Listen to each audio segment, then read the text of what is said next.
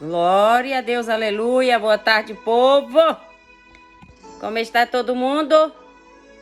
Está todo mundo bem, feliz? Esse louvor aqui é muito abençoado, hein? Eu já ganhei uma batalha muito grande com esse louvor. Só se esconde sobre o teu olhar e te obriga a enfrentar mais uma noite sem dormir.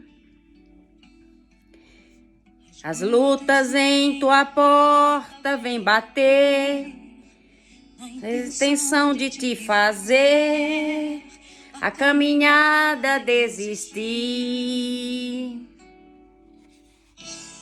Com lágrimas nos olhos você ora, solução a Deus implora, forças para sobreviver. O céu se move porque Deus atende, o teu pranto ele entende, manda alguém te socorrer. E por você Deus estremece terra, quebra as cadeias pra te levantar. Onde estiver, ele manda o anjo até o cativeiro para te buscar. Deus encena contra o inimigo e mostra que é contigo ele sempre está. Quem toca em você está tocando em Deus e procurando fogo para se queimar. Você está à sombra do Onipotente. Você tem 1000 motivos para seguir em frente. Quem vier te ofender, com Deus vai ter que guerrear. É, aleluia, aleluia, aleluia. Quem se meter com você vai guerrear com Deus. Ele foi até o fim, mas nos olhos você ora, solução a Deus implora, forças para sobreviver. Talvez você esteja assim. O céu se move porque Deus atende, o teu pranto ele entende e manda alguém te socorrer. E por você Deus estremece terra, quebra as cadeias para te libertar. Onde estiver, ele manda o anjo até o cativeiro para te buscar. Deus entra em cena contra o inimigo, mostra que contigo ele sempre está. Quem toca em você está tocando em Deus e procurando fogo para se queimar. Você está à sombra do Onipotente. Você tem 1000 motivos para seguir em frente.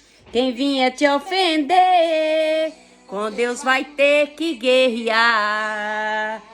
Olha, quem vier te ofender, quem vier te atacar, quem vier te destruir, quem tentar vir contra você, vai ter que guerrear com Deus, viu? Uma certa vez eu estava enfrentando uma situação muito, muito difícil. Muito difícil, viu? Mas eu vou te dizer uma coisa, foi louvando esse hino, tá? Foi louvando esse hino aqui, que eu fiquei em propósito com Deus, tá? Fiquei em propósito com Deus, louvando ao Senhor com este hino, o dia inteirinho de oração, de louvor. Terminava de louvar, louvava de novo, terminava de louvar. Eu repeti esse louvor várias vezes. Eu tirei aquele dia inteiro para estar ali em oração, tá? Eu estava até lá no Rio Grande do Norte, na casa da minha mãe, né? E eu estava lá em oração com esse propósito, uma luta grande que veio. E eu estava no Rio Grande do Norte e o problema era em Brasília, tá? E ali eu fiquei em oração com esse louvor. A vizinha da minha mãe tinha esse CD. E eu escutei esse CD tocar e bati a porta dela e pedi o CD emprestado e botei ali. Então, naquele sonzinho ali, botei, louvei uma, louvei duas, louvei três. Não sei mais nem quantas vezes eu louvei esse hino. E no fim do dia, fui para a igreja. Fui assistir um culto numa igreja pequenininha que tinha lá perto da casa da minha mãe, viu? E naquela hora, aquele pastor, tomado pela palavra de Deus, disse: hoje ainda hoje, até meia-noite, eu estarei agindo na sua causa.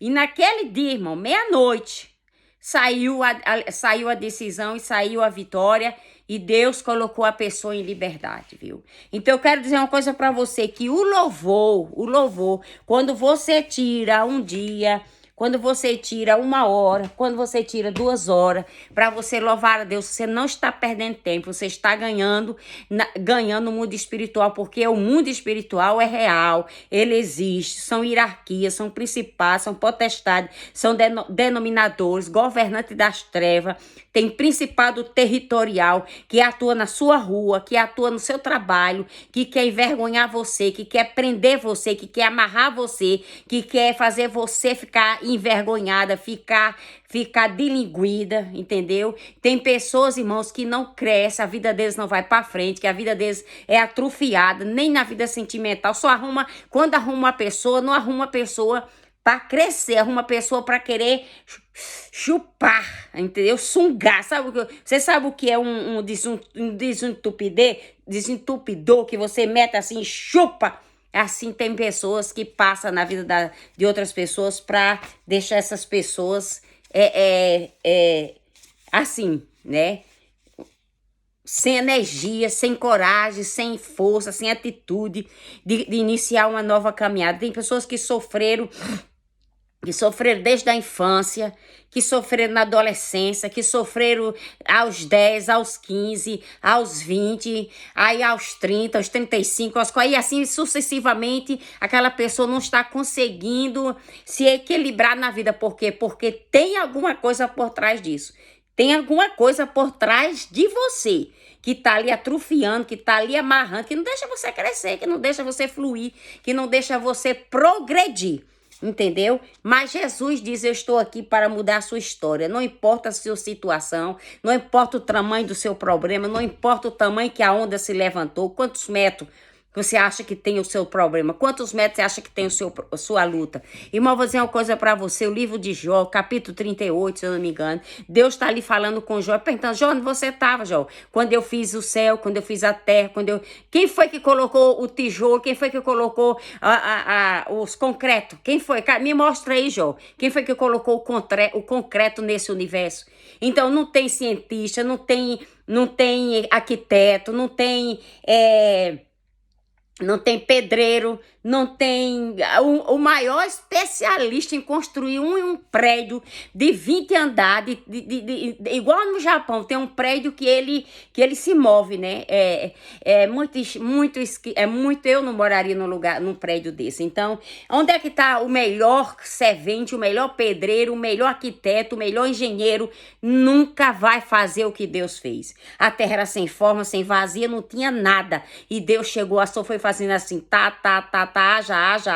haja assim, e tudo aconteceu em 6 dias. No 7º dia, Deus descansou. Irmã, conte 7 dias, conte 7 dias, que Deus vai mudar essa sua história, viu? Deus está abrindo uma janela muito grande para você. Primeiro, Deus vai abrir a janela, tá? Depois, em seguida, Ele vai te testar, vai ver a sua insistência, a sua perseverança. E depois, em seguida, Ele abre a porta. Comece na janela, tá? A janela vai te dar ensinamento, a janela vai te dar dicas, a janela vai te dar orientação. E depois você vai passar pela porta. Cante, que nem Miriam cantou. Cante, adore, louve a Deus como anda louvor, ok? Então é o seguinte, a palavra de Deus diz, irmãos, eu li essa palavra hoje, mas eu vou ler de novo. Porque a palavra diz, então, lhe disse: porque sois assim tímido. Então tem muita gente tímida, tem muita gente que não tem coragem, tem muita gente medrosa, mas a palavra de Deus diz: lance fora esse medo. Hein? Como é que não tendes fé? Por que Jesus falou assim para os discípulos? Então lhe disse: porque sois tímido, né? Por que vocês não têm fé? Porque eles estavam enfrentando um furacão, né? Enfrentando um furacão, o mar estava agitado, os discípulos de Cristo entraram em pânico. Quantas vezes a gente entra em pânico? Quantas vezes a gente, com problemas pequenininho de nada, a gente entra em pânico, a gente entra em desespero, perde o sono, perde a paz, perde o sossego, não dorme, não come, não respira, fica só dando aquele suspiro, né? Então a gente tem que aprender a ter o que é fé. Então, O barco estava enchendo-se de água e o naufrágio parecia inevitável. Muitas vezes a gente acha que a gente vai naufragar, que a gente vai afundar, que as águas vão nos sufocar, porque a gente quando... Eu não sei, mas eu quase que eu já morro afogada e é uma coisa sufocante. É uma coisa sufocante quando você não sabe nadar, que você não sabe lidar com a água, você afunda e falta ali o ar, falta ali a respiração e você tá ali embaixo pedindo, sobe e desce pedindo socorro. Eu subi e descia e dizia socorro. E descia de novo, porque eu não sabia nadar, e eu fui pro fundo várias vezes, e ali uma pessoa apareceu e me tirou daquelas águas profundas ali no açude que tinha ali na cidade de Currais Novos, no Rio Grande do Norte. Então, irmãos, é desesperador, viu? É desesperador. Então, eu acredito que tem alguém aqui que está desesperadora, que está desesperada, que não sabe mais o que fazer, não sabe mais que direção tomar. Está como esses discípulos aqui, que falou para Jesus, disse, mestre, não te importa que pereçamos? E Jesus repreendeu o vento e fez sossegar o mar. E então perguntou aos discípulos, por que sois assim tímidos? Como é que não tendes fé? Porque aqueles discípulos deveriam ter fé e não medo. Ele deveria ter fé e não medo por causa da ordem de Jesus para passar e para outra margem. O medo é um subproduto da incredulidade. O medo é um subproduto da incredulidade. Então, quando a gente não tem fé, é porque a gente é incrédulo, a gente não acredita. Tomé disse, eu só acreditei ao Senhor se o Senhor me mostrar os buracos que tá me mostra os buracos dos pregos na sua mão. Me mostra aí, Jesus abriu a mão e mostrou para Ju, para aquele lá que não acreditou, esqueci o nome do homem agora, do discípulo, né? Então, é o seguinte, ele deveria ter fé e não medo. Eles deveriam ter fé e não medo por causa da presença de Jesus com eles. O medo nos assalta quando perdemos a expectativa de que Jesus está conosco todos os dias até a consumação do século. Tomé era um homem que só acreditou se Jesus mostrasse os buracos nas mãos. Então, eles deveriam ter fé e não medo por causa da paz de Jesus, o qual mesmo no fragor daquela tempestade domina serena confiança na providência do Pai. Eles deveriam ter fé e não medo, porque aquele que estava com ele tinha e tem o poder, tem todo o poder nos céus e na terra. Ainda cruzamos mares revoltos e medos nos assaltam, mas se fixarmos os olhos em Jesus, poderemos ter fé e lançamos fora o medo. Portanto, não tenha medo, tenha fé. Os problemas continuam nos assaltando, os problemas continuam nos tirando a nossa respiração.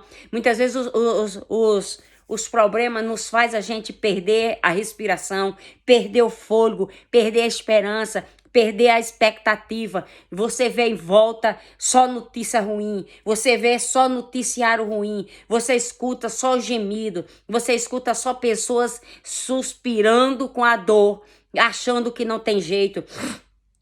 Jesus está do nosso lado e a gente não está vendo Jesus porque a gente só está fixando o problema, só está olhando o desemprego, só está olhando para o tamanho da conta que tem que pagar no final do mês, só está olhando para o desemprego, para o desespero, para as angústias, a ansiedade que sofremos dia por dia. Os discípulos não estavam com Jesus, Jesus não estava no barco. E por que eles não acreditaram? Por que eles não creram? Isso simboliza que é o que acontece conosco. Nós falamos em Jesus, nós louvamos a Jesus, nós oramos e falamos em nome de Jesus, mas a gente não crê. A gente só fala daqui para fora. Porque quando a gente fala com o coração, crê e com a boca confessa para a justiça eterna, a gente obtém vitória. Então, irmãos, eu vou dizer uma coisa para vocês. Já passei momento na minha vida dificílimo que eu tive que louvar. Em vez de eu chorar, eu tive que louvar, entendeu? Então, em vez de eu me desesperar, eu tive que louvar a Deus. E é isso que Deus já me ensinou, que é no louvor, que é esquecer o problema que tá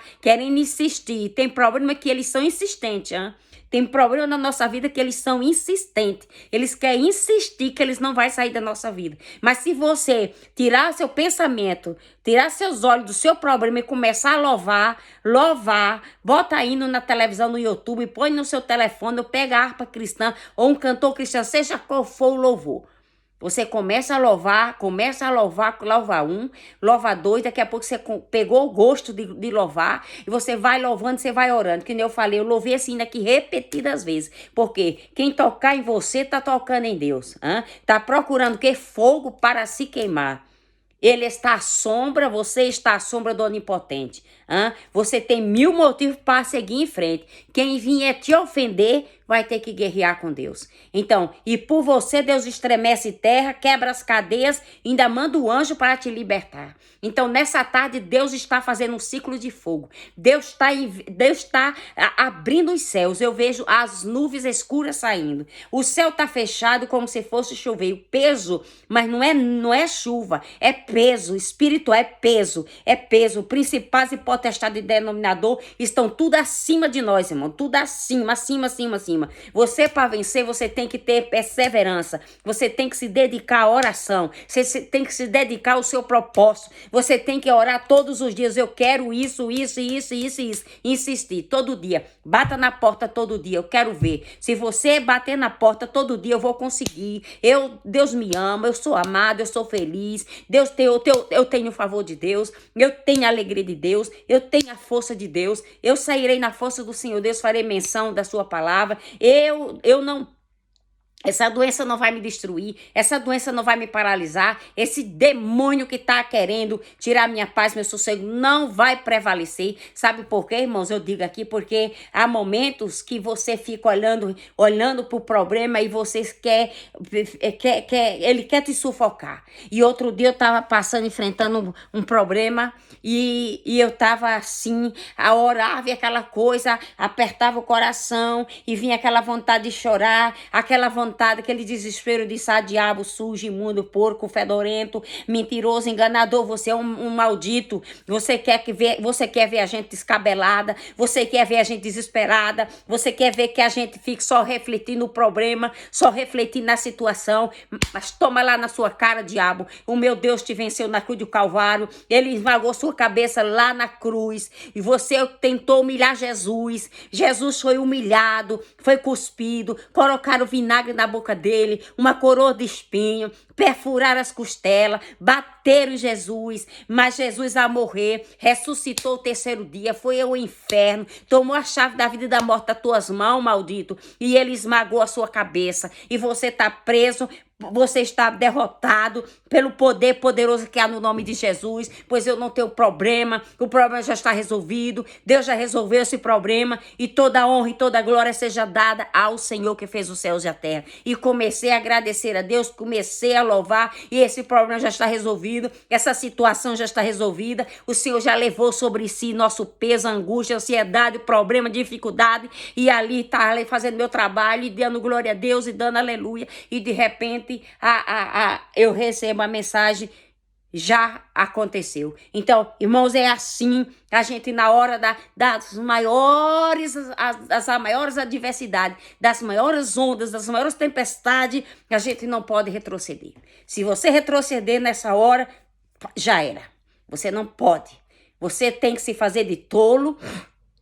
A Bíblia diz o seguinte: seja sempre como as pombas e prudente como a serpente. Você não tem que falar para todo mundo quem você é. Eu não sou religiosa, irmão. Eu sou uma mulher que sirva a um Deus que é vivo, a um Deus que criou os céus e a terra. Ninguém tem que saber se eu sou ou se eu não sou. Quem tem que mostrar para os outros é o próprio Deus que está na minha vida. Ele vai dizer para fulano, não é pelas minhas vestes, não é pelo tamanho da minha saia, não é pelo tamanho do meu cabelo. Viu que alguém vai saber que eu sou evangélica? Não. Eles têm que saber o produto que está em mim, o fruto que está em mim é que vai dizer para as pessoas quem é você. É o fruto que está em você. Não é o tamanho da sua saia, não é o tamanho do seu cabelo, não é nada. É o tamanho da sua língua que tem que ser grande para louvar a Deus e deixar de murmurar, de reclamar e de se achar pobrezinha, coitadinha. Viu? A graça de Deus nos basta. É a graça de Deus que nos basta. Se você quer vitória, irmã, começa a louvar a Deus. Começa a louvar. Louve, adore, engrandeça a Deus, mostre para o inimigo o tamanho de Deus, mostre para o inimigo o tamanho do seu Deus e mostre para o problema o tamanho que Deus é. Não mostre o seu problema que ele é maior do que você. Mostra o seu problema que quem está em você é maior do que ele. Porque não tem câncer, não tem paralisia, não tem surdez, não tem mudo, não tem nada que cego que Deus não venha e não faça acontecer milagre na vida deles. O cego de Jericó disse: Jesus, filho de Davi, tem misericórdia de mim. Falou, gritou, até que Jesus ouviu e respondeu: o que queres que eu te faça? Eu quero ver. Então veja, você está curado. O paralítico, 38 anos, na beira de um tanque, o que é que tu queres? Eu quero. Se tu pode, tu pode. Se tu queres, tu queres. Então levanta, toma a tua cama, viu, irmão? Antes de Jesus decretar a vitória do homem, disse: levanta a tua cama e ama. Jesus curou aquele paralítico, Jesus curou o cego de Jericó, Jesus curou outro cego que passou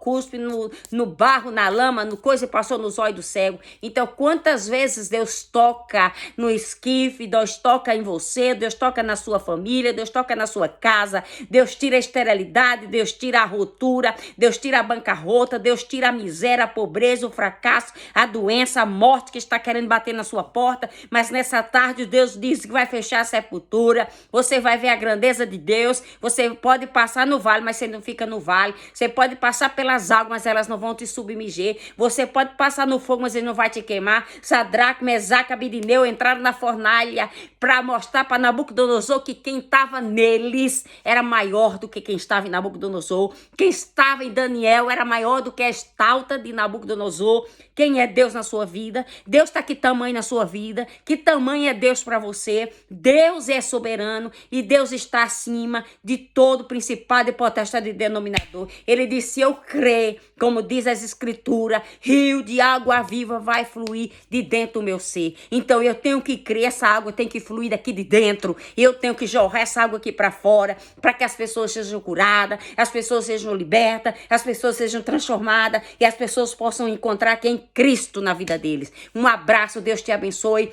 Use o que Deus está te entregando e resplandeça diante de qualquer treva, que quem está em você é a luz do mundo. Um abraço, Deus te abençoe.